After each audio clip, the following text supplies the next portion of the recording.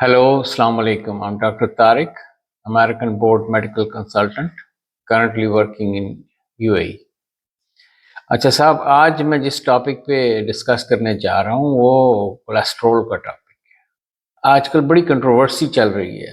कुछ लोग कहते हैं दवाई लें, कुछ लोग कहते हैं दवाई ना लें, और ये बड़े सूडो साइंटिस्ट किस्म के लोग आते हैं, आके कहते हैं जी ना लें दवाई, और मुख्तलिफ किस्म की रीजंस पेश करते हैं।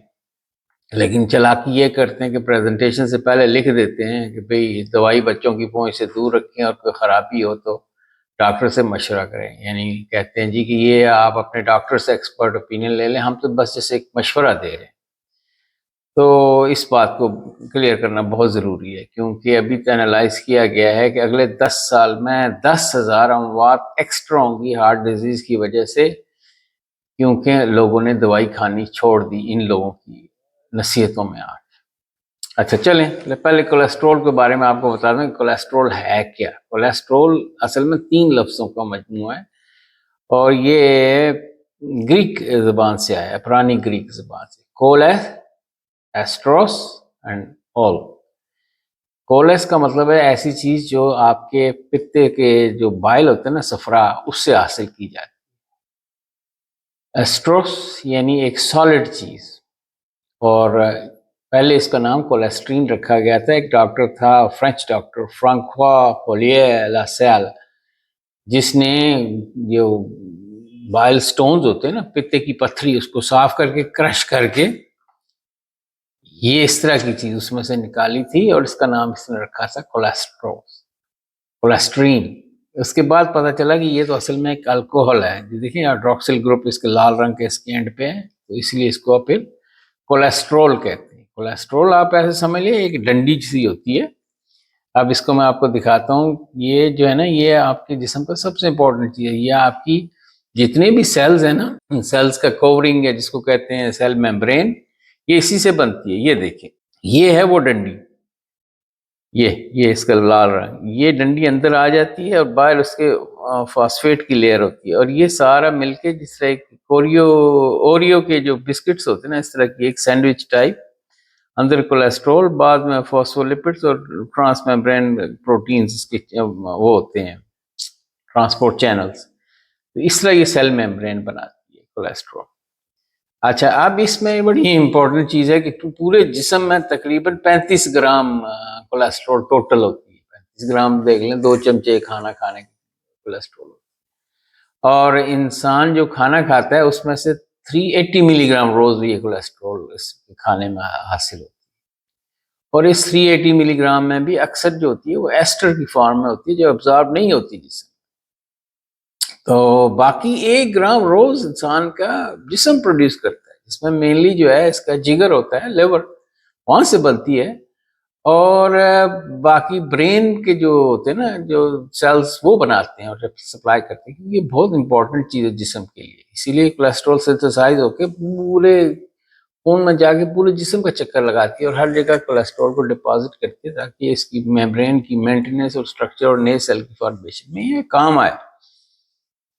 तो अब ये इसमें बड़े इंटरेस्टिंग फैक्ट्स हैं। इसमें कुछ जानवरों में स्टडी की गई है, जैसे रैट्स में, जब आप ज़्यादा कोलेस्ट्रॉल, वो लोग ज़्यादा कोलेस्ट्रॉल खाते हैं रैट्स, तो उनकी कोलेस्ट्रॉल सिंथेसिस कम हो जाती है, कोलेस्ट्रॉल लेवल गिर जाते हैं। इसी तरह इंसान भी जब ये लो कोलेस्ट्रॉल वाली डाइट खाते हैं तो उनका लिवर ज़्यादा कोलेस्ट्रॉल बना देता है, बैलेंस पूरा कर देता है।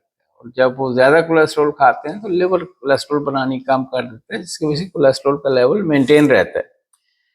तो अब इसमें ये है कि ये बड़ा कॉम्प्लेक्स प्रोसेस है कोलेस्ट्रॉल बनाने का जिस्म के अंदर। इसमें तकरीबन 37 स्टेप्स इन्वॉल्व होते हैं, और इसमें से पहले 18 स्टेप जो होते हैं वो स्टैटिन डिपेंडेंट होते हैं, बाकी जो होते हैं वो 19 एडिशनल स्टेप्स होते हैं, जिससे जो है ना लेनोस्टेरोल से कोलेस्ट्रॉल पर।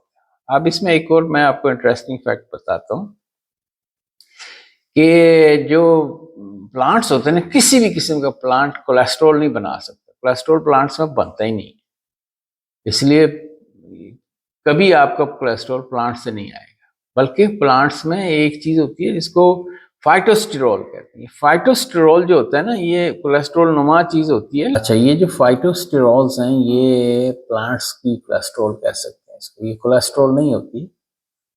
और ये जब आप खाते हैं तो ये आपकी फूड कोलेस्ट्रॉल के साथ compete करती है अब्जॉर्प्शन के लिए।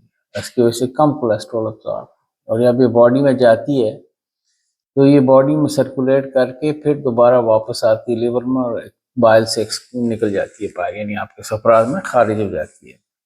वजह इसकी ये है कि ये जिस्म का हिस्सा नहीं बन सकती, इसकी स्ट्रक्चर ही डिफरेंट है, लेकिन इस तरह से ये हेल्प करती है। अब इसमें ये है कि ये पाई जाती है आपकी जो कोकोनट ऑयल है, पाम ऑयल है, सीड्स के अंदर जो डिफरेंट ऑयल, पीनट ऑयल है, सनफ्लावर ऑयल है, सोयाबीन ऑयल है, तो ये इनमें पाई जाती है। लेकिन अब प्रॉब्लम ये है कि जो बाज़ार में जो मिलते हैं ऑयल्स, जो बड़ी साफ सुथरे नज़र आते हैं, वो असल में हीट प्रोसेस होती है। वो ऐसी है जैसे आप समोसे पकोड़े फ्राई करके उसके बाद जो तेल बच जाता है उस तेल को साफ करके इस्तेमाल करते हैं, क्योंकि इसमें एक्सट्रीम हीट पे इसमें से निकाला जाता है, आखिरी कतरा तक ऑयल का निकाला जाता है, इसलिए बेकार है।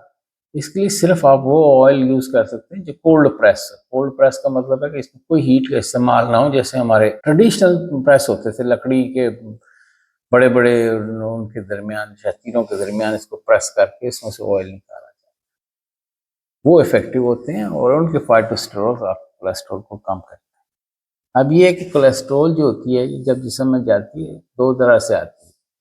एक तो ये जो खाना खाते हैं उसमें से एब्जॉर्ब होती है, और दूसरी जो है आप लिवर, जैसे मैंने बताया था, रोजाना 1 ग्राम बनाते हैं। तो अब ये इसको पैक किया जाता है जिस तरह डिफरेंट थैलों में, डिफरेंट 5 किलो का थैला, 1 किलो का थैला, 20 किलो का टीन, इस तरह इस जो कोलेस्ट्रॉल होती है उसको VLDL, काइलोमाइक्रॉन और LDL और HDL में ट्रांसपोर्ट किया जाता है। इस तरह के लिफाफे समझ लें, LDL का लिफाफा, HDL का लिफाफा, काइलोमाइक्रॉन का लिफाफा, VLDL का लिफाफा, इनमें डिफरेंट कंसंट्रेशन होती है कोलेस्ट्रॉल। लेकिन सबसे इम्पोर्टेंट जो है वो है HDL और LDL। LDL बुरा और HDL अच्छा कोलेस्ट्रॉल कहलाता है। क्यों कहलाता है ये मैं आपको दिखाता हूँ। ये देखिए, जो LDL होता है ना, वो लिवर से और इंटेस्टाइन से कोलेस्ट्रॉल लेके चलता है और सीधे सारी बॉडी में ये लेके जाता है, क्योंकि हर बॉडी का हर सेल जो है उसको कोलेस्ट्रॉल की जरूरत है और ये वहाँ पे डिपॉजिट करता है। लेकिन जब ज़रूरत से ज़्यादा होता है तो ये डंप करता है वेसल्स के अंदर, स्पेशली जिसका किचन के जो सिंक होता है उसकी जो नीचे पाइप होती है, उसमें जब आप ऑयल ज़्यादा डालते हैं उसके अंदर ऑयल की लेयर जमती है और बिल्कुल एकदम ज़माना आता है कि वो बंद हो जाता है, तो उसको कोलेस्ट्रॉल ने उसके सुराख को छोटा कर देता है। इसी तरह ये जो कोलेस्ट्रॉल होती है ये वेसल्स के अंदर जम जाती है। अब इसके मुकाबले में जो HDL होता है ना, ये HDL एक्स्ट्रा कोलेस्ट्रॉल जो जम रही होती है उसको लेके वहाँ से खींच के लेके जाता है लिवर के अंदर, और लिवर में ये देखिए मैं आपको दिखाता हूँ, तो ये देखिए, और ये लिवर में आता है और आके यहाँ से अपने आप जो बाइल होती है, जो पित्ते की सिक्रीशन है, उसमें ये बाहर निकल जाता है। तो ये इसलिए HDL को अच्छा समझा जाता है और LDL को बुरा समझा जाता है। और किसी का HDL अगर नॉर्मल हो तो उसका कार्डियक रिस्क फैक्टर कम हो जाता है, जबकि LDL का ज्यादा होना आपकी सेहत के लिए नुकसानदेह है। अब इनकी पहचान कैसे होती है? HDL में ज्यादा कंसंट्रेशन होती है कोलेस्ट्रॉल की, LDL में कम होती है। और HDL के ऊपर जैसे ऐसे समझ लीजिए टिकट लगी होती है एपोप्रोटीन की, HDL के ऊपर लाइपोप्रोटीन A होता है और LDL के ऊपर लाइपोप्रोटीन B होता है। ये जैसे एक तरह का स्टैंप लगी, टिकट लगी हो।